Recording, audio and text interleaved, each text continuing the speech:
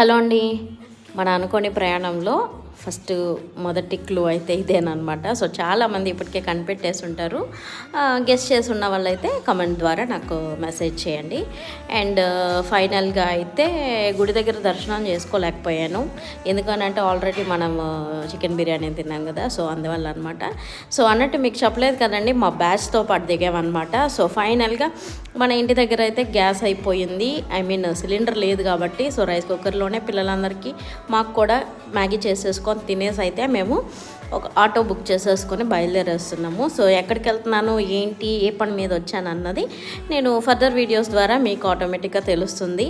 And ఫైనల్గా అయితే మా గమ్యాన్ని అయితే చేరేసామన్నమాట. సో ఎక్కడికి వచ్చామో మీరు కూడా గెస్ చేస్తే తప్పకుండా నాతో కమెంట్ ద్వారా షేర్ చేసుకోండి.